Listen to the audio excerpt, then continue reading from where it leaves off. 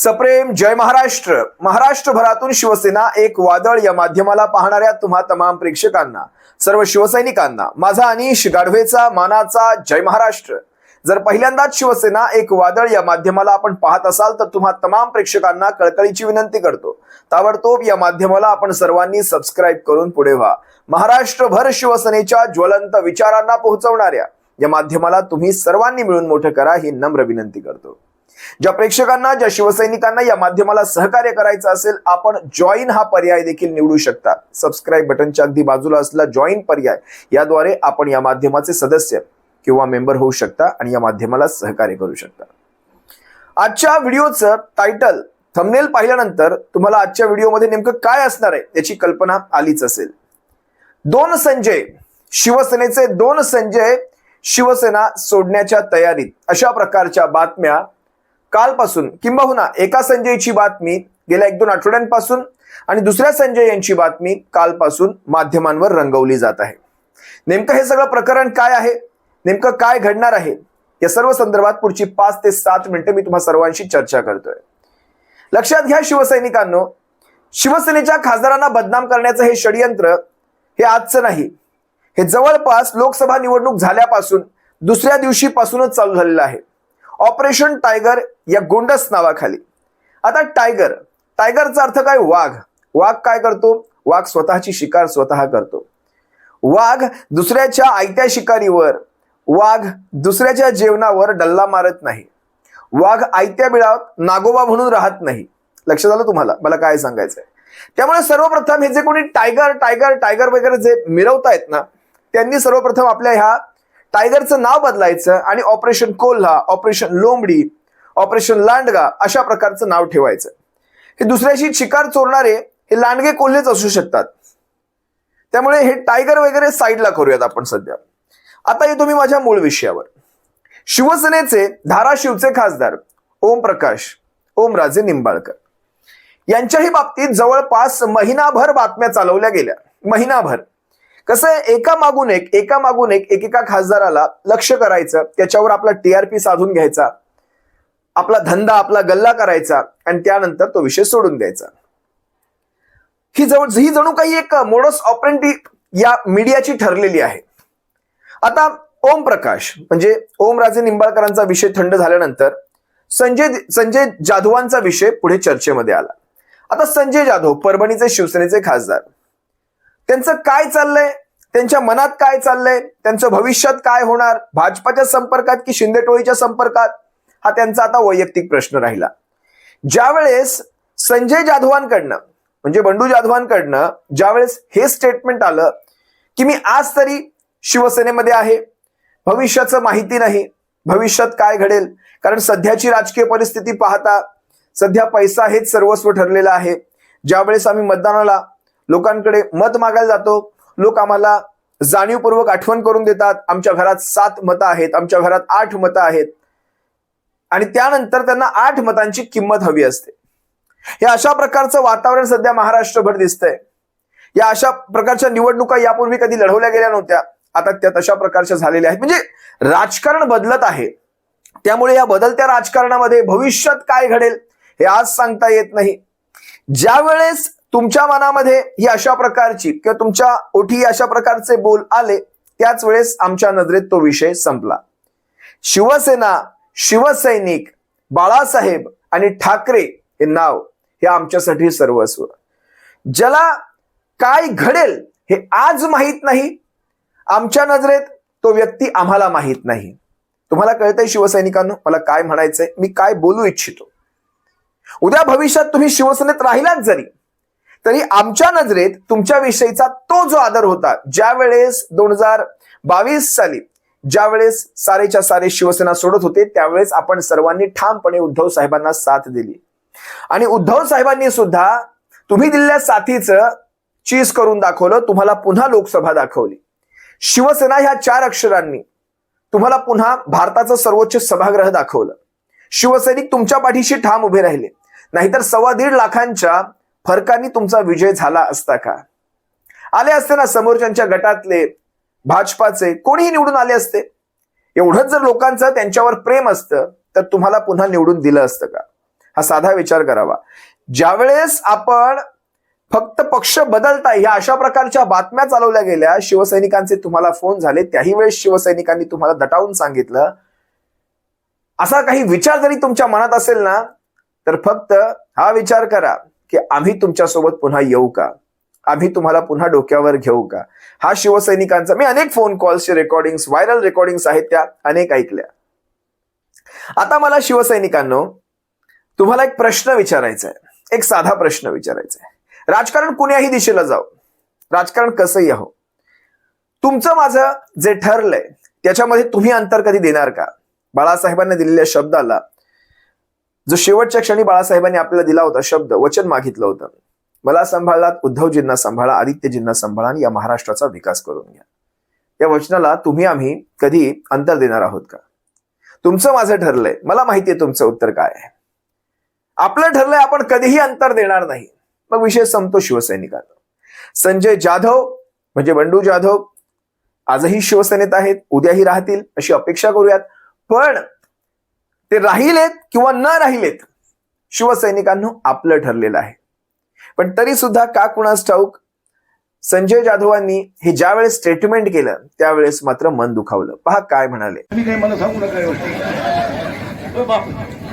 बापूंनी उमेदवारी घेतलेली आहे, परंतु मी पक्षाचा आजही आदर करतो, कालही करीत होतो, उद्याही करणार. त्याच्यामुळे मी मोठा झालो, त्याच्याशी प्रतारणा कधी केली नाही आणि करायची मानसिकता सुद्धा नाही.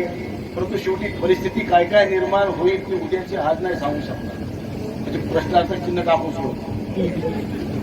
शेवटी राजकारण आता समाजकारणावर अवलंबून राहिलेलं नाही, आर्थिक निकषावर राजकारणाला मोठं आता बळ मिळालेलं आहे. मतदाराला सुद्धा वाटतंय की मला किती नगदी मिळणार आहे ते बघा. मतदानाच्या दिवशी मोठ्या मोठ्या परिवारातले लोक पैसे मागत नव्हते, पण माझ्या घरात 7 मतं आहेत बरं का म्हणून जाणीव करून देत होते. हे बी आम्ही अनुभवलंय. त्यामुळे अशा बदलत्या परिस्थितीत काय काय भूमिका कोण कोण घेतोय ते बघून सगळ्या भूमिका ठरवून वेळ होत नाही. अरे मन चंगा तो कटवट में गंगा, नियत में खतरा, झोली में खतरा. समाजासाठी काही करायचंय, समाजासाठी काही केलं पाहिजे, त्या भूमिकेतून काम करत असताना जीवनामध्ये चढ उतार येत असतात. पण आम्ही उतार खूप बघितले, चढ आणखी बघायचा बाकी आहे. ज्या दिवशी काय योग येईल तेव्हाचा तेव्हा ठरवू. पण निश्चित मी आज तुमच्या सोबत आहे, त्यामुळे तुम्ही मनात काही शंका कुशंका आणायचं कारण नाही. मी ह्या गॅलेक्सीच्या. संजय जाधवांची ही स्टेटमेंट अतिशय महत्वाची आहे, त्यांच्याकडे दुर्लक्ष करून चालणार नाही.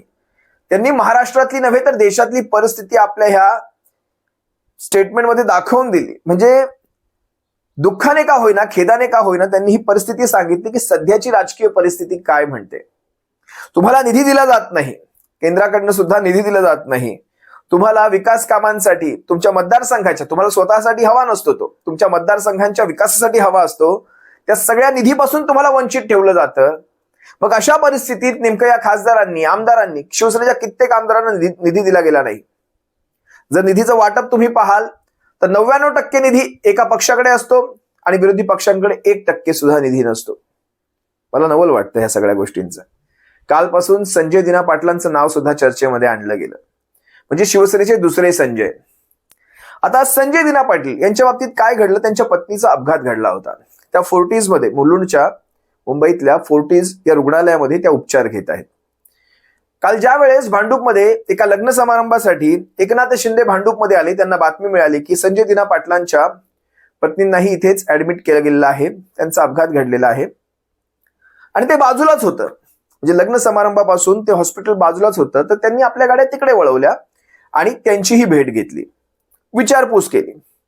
आता हे सगळं सांगण्यामागचं कारण तुम्हाला सांगतो, कारण संजय दिना पाटील हे काही आज राजकारणात नाहीत.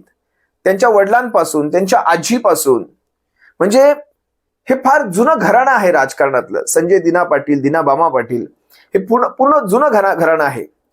आणि म्हणजे अगदी दिघे साहेबांच्या काळातही, वंदनीय दिघे साहेबांच्या काळातही हे सगळे संबंध होते. आता हे सगळे शेवटी, हा गट वेगळा जरी झाला असला तरी शेवटी जुने काही सलोख्याचे संबंध आहेत. आणि शेवटी या अशा प्रसंगांमध्ये माणसं एकत्र येतात, हे काही वेगळं नाही, हे महाराष्ट्रात काही असं नवं नाही. त्यांनी त्यांची विचारपूस केली. विचारपूस करून जाताना त्यांना एका विशिष्ट रस्त्यापर्यंत सोडण्यासाठी स्वतः संजय दिना पाटील त्यांच्यासोबत एका विशिष्ट अंतरापर्यंत गेले, त्यांच्या गाडीत बसून गेले. मीडियाने लगेच ऑपरेशन टायगर पार्ट 2 संजय 2 हे सुरू केलं आणि संजय दिना पाटलांना त्यांनी शिंदे गटात समाविष्ट करून टाकलं.